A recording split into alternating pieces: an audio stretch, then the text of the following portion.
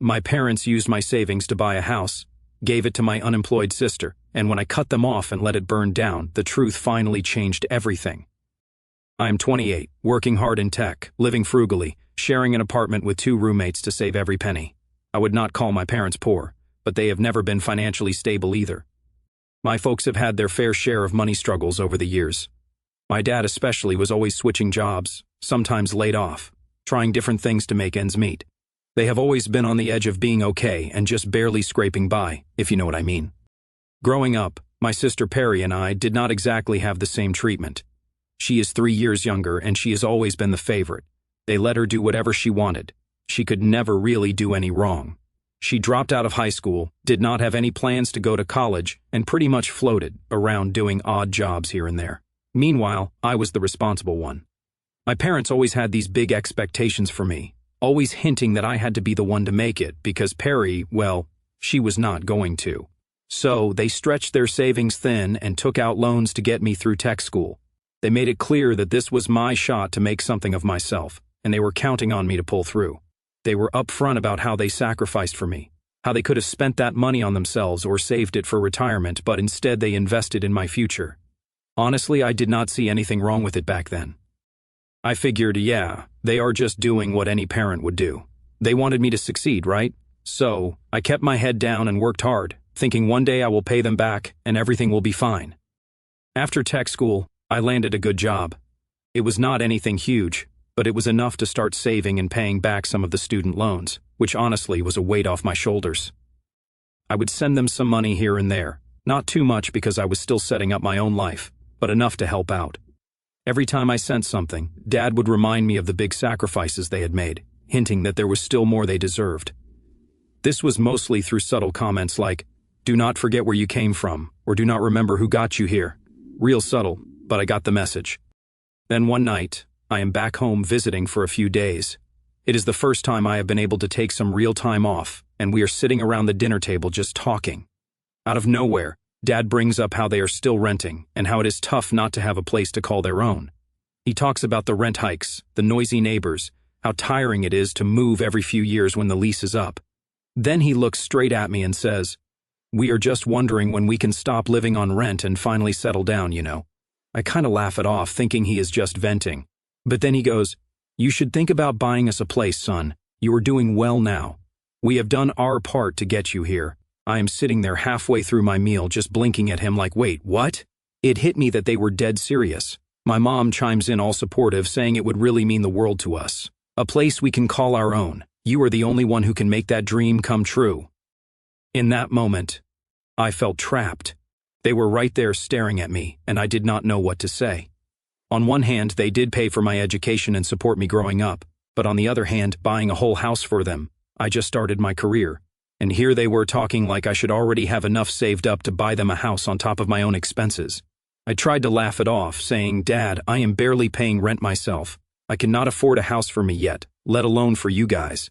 But they brushed it off with a smile and this knowing look, like they believed I would figure it out eventually. Over the next few months, they kept dropping hints. Every phone call, every time I would visit, there would be a comment like, "And it would be so nice to settle down somewhere," or "All we want is a small place, nothing big." And they would follow it up with the usual reminders about sacrifices, how they did not have a choice but to drain their savings for my school, how much they went without.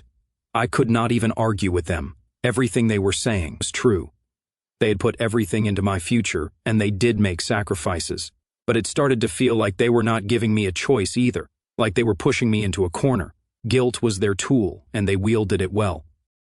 Eventually, I caved. After years of saving and cutting back, I managed to scrape together enough for a down payment. I wanted to do it for them, partly because I felt I owed them, but also because I thought it would finally put an end to all the guilt trips. So, I bought them a house. Nothing crazy, just a simple place in a quiet neighborhood. But it was theirs. I was still sharing an apartment, but I thought, this is a good thing. They will finally be happy, and maybe now they will let me live my life.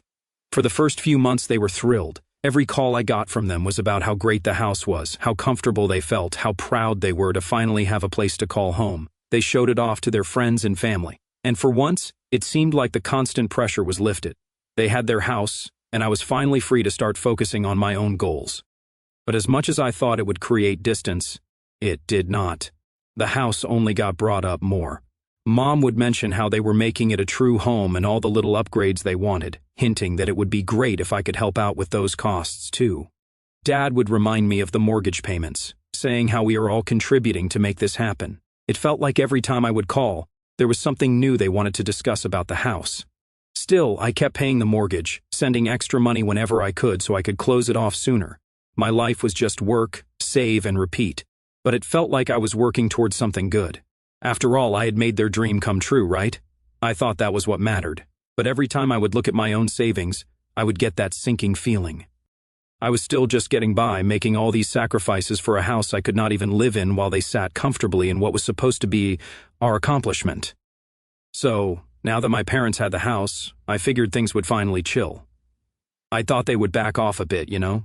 I mean, I had done something pretty huge for them, but the whole favorite child thing with my sister Perry just kept creeping back in. And it was like the more I helped, the more they leaned on me. I kept telling myself it was no big deal, but I was starting to feel more like a wallet than a son. Perry has always been treated differently, even though it is obvious to everyone but my parents. Growing up, she was never held to any standards. She dropped out of high school, got into stuff that did not really pan out, and kind of drifted from job to job. But in their eyes, she was just finding herself or exploring her options. They always found a way to paint her choices in some forgiving light, while I was told to stay focused, work hard, and basically make something out of myself so I could support the family. When I was in high school, it was pretty clear who they were betting on.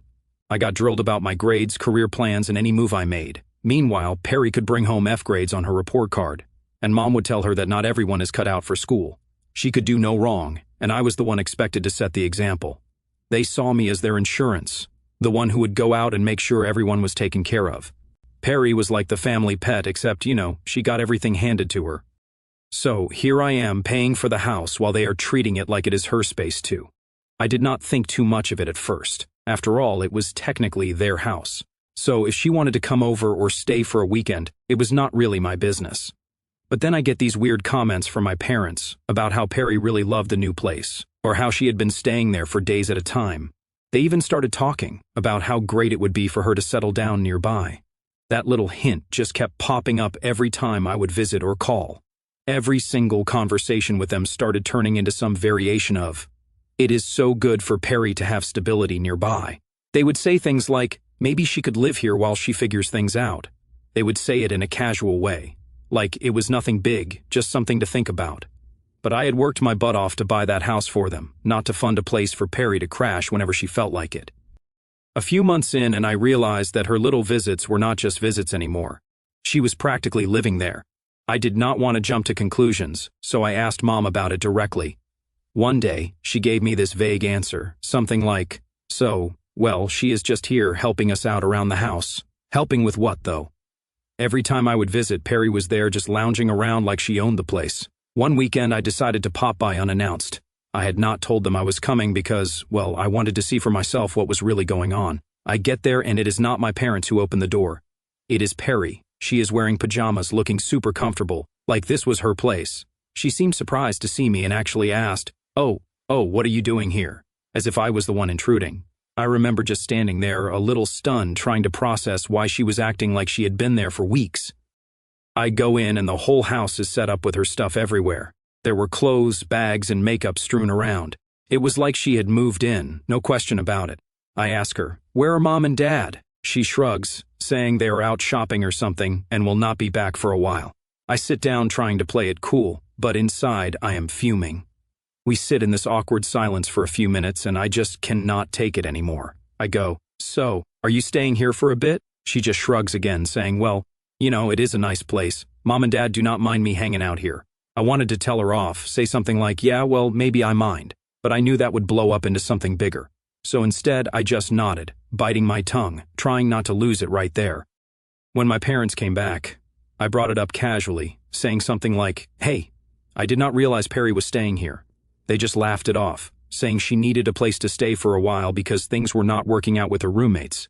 I knew exactly what that meant. She had probably gotten kicked out or could not pay her part of the rent, but of course my parents would never actually say that. To them, it was just another harmless little adjustment in her life. Nothing was ever her fault. That night, we all sat down for dinner, and the entire time they kept praising her for helping them out around the house. I could not believe it. They were acting like she was some kind of hero for being there, while I am the one actually paying for the place.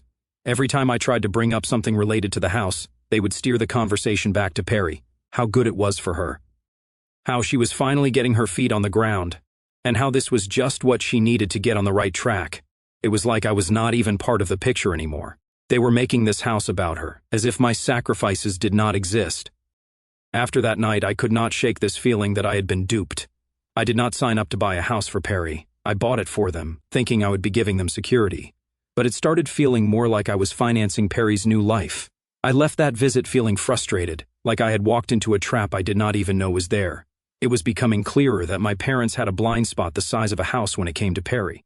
I could not help but feel like I was being taken advantage of, and it was getting hard to ignore.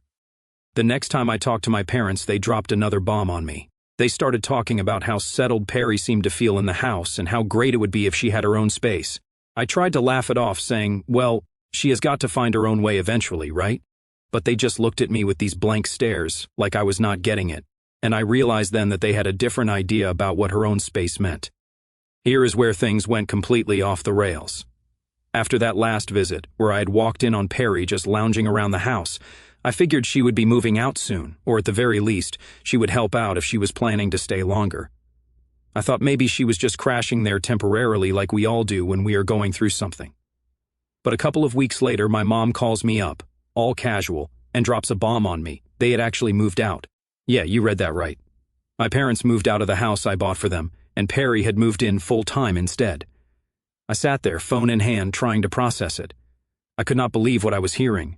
I mean, I bought that house specifically for my parents, thinking it would give them the stability and peace of mind they deserved. And now out of nowhere, they just handed it over to Perry. No heads up, no conversation, just a casual announcement like I would have no problem with it. I asked, trying to keep my voice steady. Why would you move out? This house was for you and Dad, not for Perry. My mom just laughed, brushing it off like it was no big deal. Oh, honey, we needed a fresh start. Besides, Perry needs the house more than we do right now. She is trying to get her life together, and having a stable place to live will help her a lot. She said it so matter-of-factly, like it was the most logical thing in the world. She is trying to get her life together, she explained, like that justified everything. She needs stability, especially if she is going to have a family someday. I was just sitting there stunned, trying to wrap my head around what she just said. Stability. What about the stability I have been working toward? What about all the sacrifices I had made to make sure my parents had a decent home to live in? And now, out of nowhere, Perry was just taking over, and they had not even bothered to ask if I was okay with it. Finally, I asked them flat out, so, are you saying Perry is living there full-time now? And what about the mortgage? Who is paying for that? The tone of my mom shifted, sounding almost offensive, like I was accusing her of something. Well, honey, you are doing well for yourself now, are not you? It should not be a big deal for you to keep paying a bit longer. Besides, she is family. There it was. The "you are doing well" line again, as if my hard work and all the sacrifices I had made meant they had free access to whatever I had built for myself. I tried to keep my cool, but it was like a slap in the face. I said, so Mom, this is not what we agreed on. I bought that house for you and Dad, not for Perry to live rent-free while I cover the bills. She sighed, sounding exasperated, like I was the one being unreasonable. We thought you would understand. She is struggling and she does not have the same opportunities as you. You have always been the responsible one, and we are just asking you to help a little longer. At that point, I was barely holding it together. Help a little longer. But Mom, I am paying for the entire thing. It is not a little help. I have been paying extra every month to get this paid off faster, thinking it was for your stability. Now you are telling me you just handed it over to Perry without even asking me? My dad chimed in then, trying to sound calm and reasonable, but he came off more patronizing than anything. Jason, we did not think it would be such a big deal. We know you are financially stable and Perry could really use this. It is just until she gets back on her feet. Gets back on her feet, I said, my voice rising despite trying to keep it in check. She has been getting back on her feet her entire life. When does it stop being my responsibility to fix everything for her? They just sat there looking at me like I was the one who had done something wrong. Finally, my mom said, well, maybe we should not have assumed you would be so willing to help your own family. The way she said it, like I was the bad guy, just hit me hard. It was like no matter what I did, they would always find a way to turn it on me. I got up to leave saying, "Oh, look, this needs to change. Either she pays her part or you guys do. But I am not just footing the bill for Perry to live for free in the house I am sacrificing everything for." They did not respond, just looked at each other like they were disappointed in me, as if I had let them down somehow. Driving home, I felt more frustrated and betrayed than I ever had before. They had pulled this move, blindsiding me with a decision that impacted my life in a huge way, and then they had the nerve to make me feel guilty for not wanting to just go along with it. It was like all my hard work and everything I had done for them meant nothing. Back at my place, I tried to calm down, thinking maybe I was overreacting, that maybe I was being selfish for wanting a little say in how my money was being spent. But the more I thought about it, the more it sank, and that I was not being unreasonable at all. I mean, who just hands over a house that someone else is paying for without even asking them? What kind of parents do that? And what kind of sister just moves in without offering to help out, without even considering that maybe this was not fair? I felt like I was at a crossroads. If I kept going along with this, what was next? Would I be expected to fund every little thing they decided to hand over to Perry just because I was doing well? Would I always be the backup plan, the one they could depend on whenever they needed money? I thought back to all the years I had worked to get here, all the sacrifices I had made. I had spent my life trying to make them proud, working my way up so I could give them a better life. And now that I had done it, it was like I was just a resource to them. Not a son with his own dreams, but a wallet. And Perry, she was not even remotely grateful. It was just expected that I would step in and fix things for her whenever she needed it. The more I thought about it, the more I realized something had to change. I could not keep paying for everything without setting some boundaries, or this was never going to end. If they saw me as their financial safety net, they would never stop taking and I would never be able to live my own life. So, I made up my mind. I was going to have to set some hard limits, even if it hurt them, even if they did not understand. Because at the end of the day, I had spent too long sacrificing everything for a family that saw my success as theirs to spend, and I deserved better than that. After that last call, it was clear I had to make some tough decisions. The whole situation had gotten out of control, and if I did not set some hard limits, they would keep taking from me until I had nothing left. My parents had moved out without a word, turned my house into the place for Perry, and had the nerve to use my extra payments to cover their rent. They did not see a problem with any of it, and that told me they would keep pushing until I put my foot down. I took a couple of days to think it through. I wanted to approach this calmly, not just come in guns blazing. The plan was simple. I would tell them I was not going to keep sending extra payments, and if Perry wanted to live there, she needed to start contributing to the mortgage or move out. It was time for some real boundaries. So I called my parents and told them we needed to talk face to face. They were not thrilled, but agreed, and I headed over to their new place. The tension was thick when I arrived, and it was obvious they knew what this was about. We sat down, and I did not waste any time getting to the point. "Look," I started, keeping my voice as calm as I could. "I found out from the bank that the extra money I have been sending has not been going toward the mortgage. I do not appreciate being kept in the dark about where my money is going." My dad tried to wave it off. "It is not a big deal. We needed the extra to cover rent since we moved out for Perry." "You are doing well. We did not think you would mind that." "You are doing well" line again. I was so sick of hearing it. They used it every time they wanted something from me. Like the fact that I had worked hard somehow made it my job to fix all their problems. I took a deep breath and replied, "But I do mind, Dad. I bought this house for you, not for Perry. And the extra was supposed to pay off the mortgage faster, not fund a second place for you. I cannot keep doing this."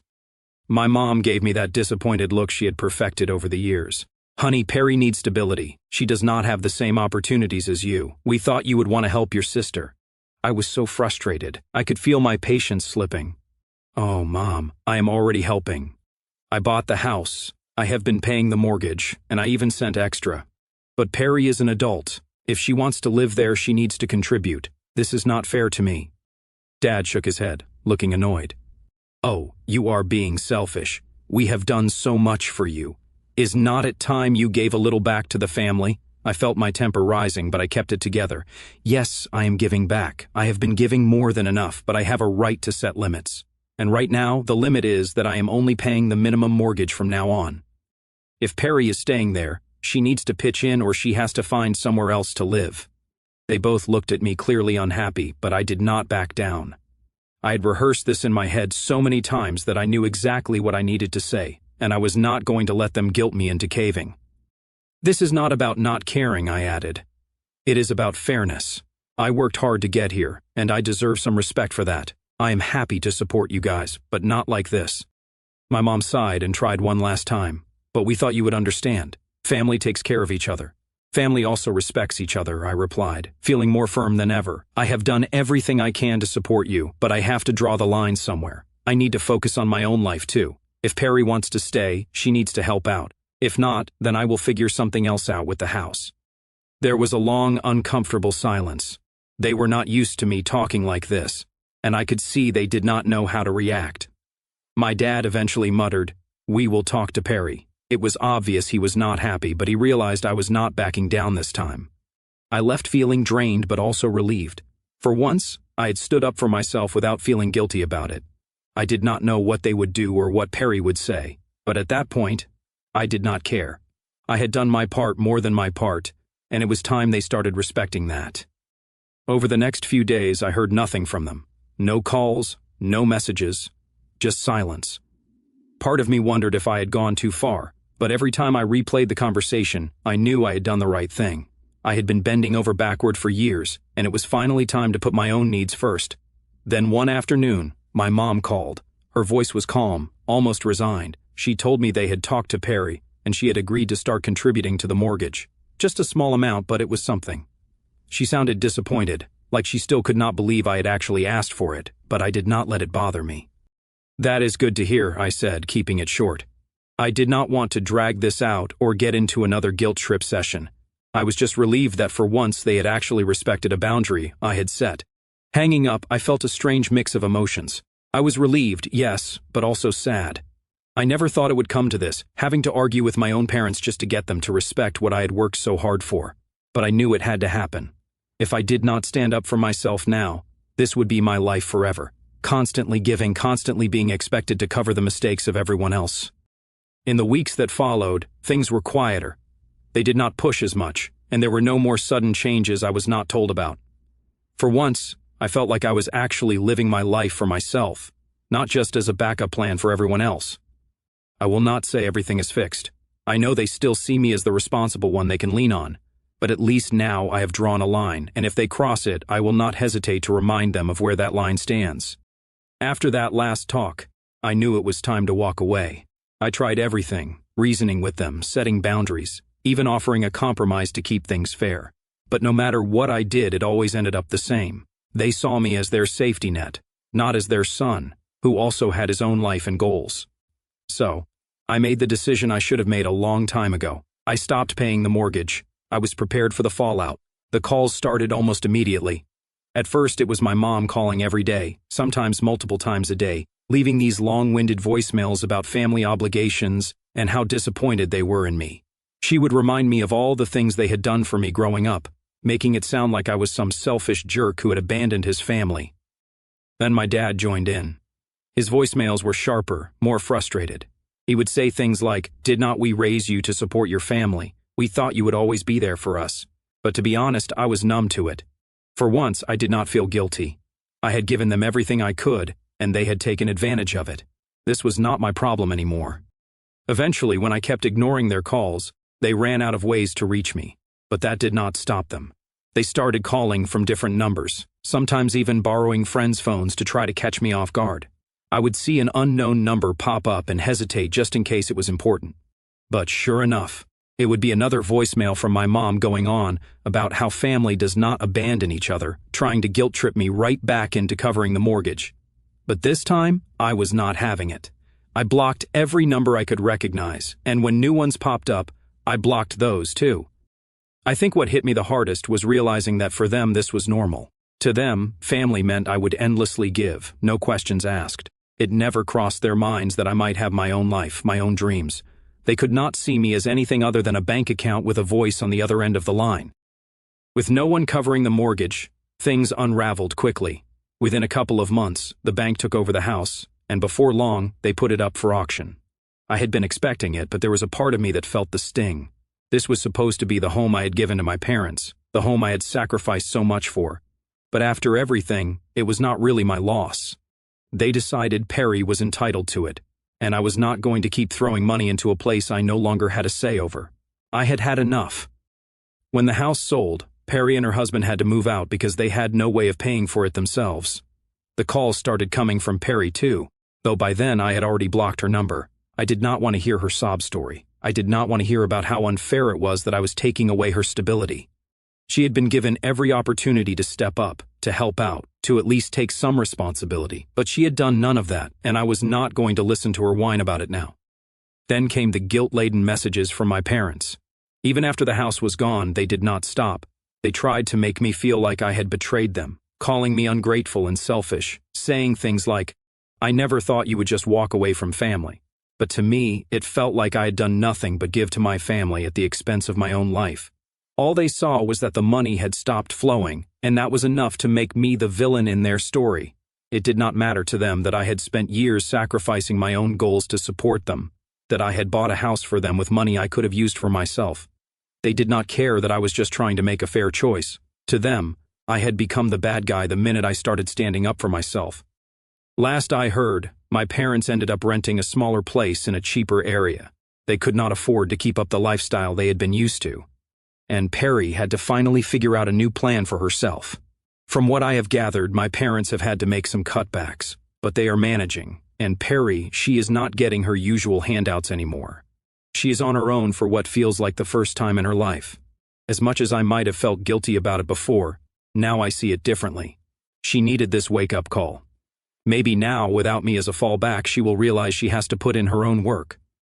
As for me, I finally got my own place. It is nothing fancy, a small apartment that I pay for on my own terms. There is a kind of peace in it knowing that this space belongs to me and that I am not constantly working just to fund someone else's life. I am finally able to start saving up for a future that belongs to me alone.